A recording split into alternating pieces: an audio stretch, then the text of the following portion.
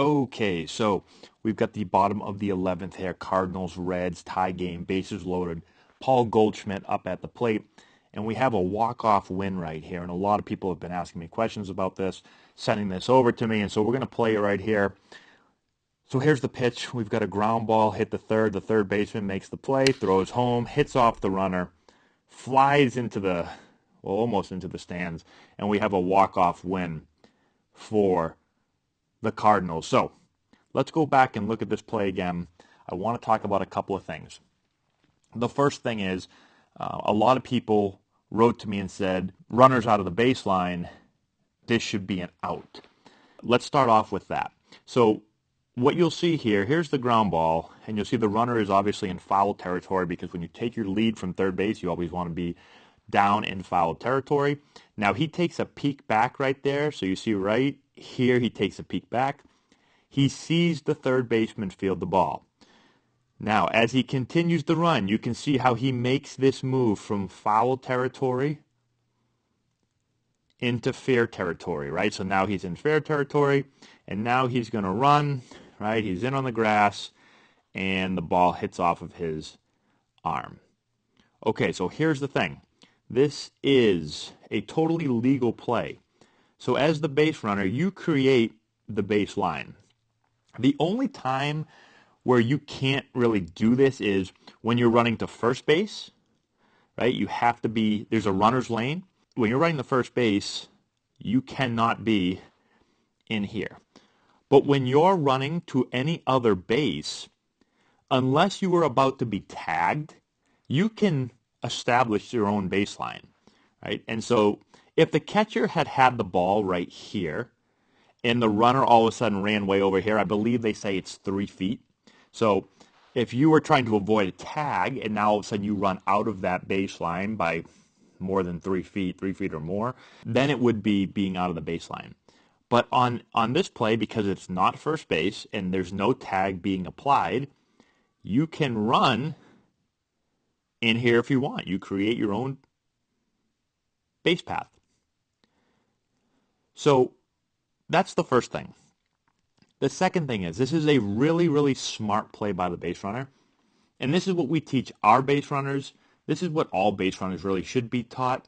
I'm not sure if everyone spends much time on it, but the plays that we talk about this a lot on, typically at first base, if we're going first move, so if we're stealing against a lefty and a lefty picks us off, let's say we steal first move, so they lift their foot, they throw to first, we teach our runners to be inside, and then we're going to run at the shortstop's glove, and we're going to hope the ball hits us in the back, just like this, right? So I say it all the time to our guys.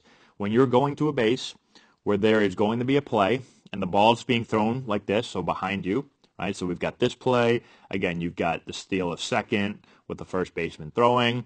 There's other opportunities too. You're in a rundown. You want to run at the receiving player's glove, right? And so for this play, the ball is fielded in fair territory. So what typically is going to happen is the catcher is going to set up inside. He's going to set up in fair territory as well because he wants to create a lane for the throw.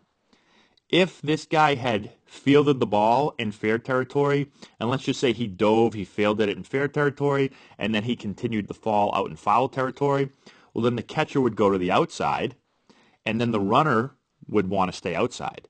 So the rule is always, as a runner, run right at the receiver's glove.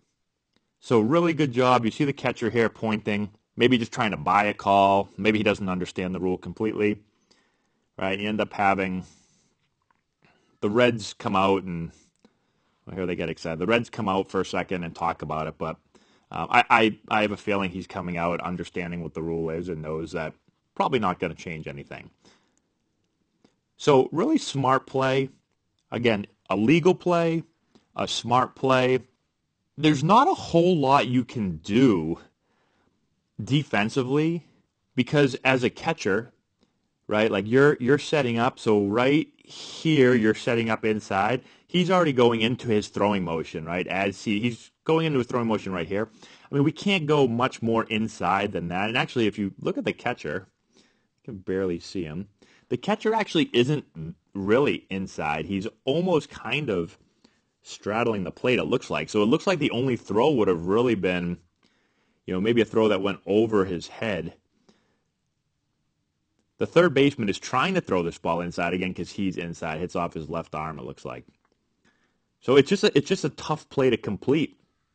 And I've been there. I've been there as a third baseman. I remember in college, almost the exact same play happened. You feel this ball, you look down, and if the runner does a good job, you literally can't see the catcher. And so, and I've done it before. I just threw the ball. I just threw the ball, basically tried to throw it through the guy's, head essentially, and just hope that it missed him because I couldn't see a target.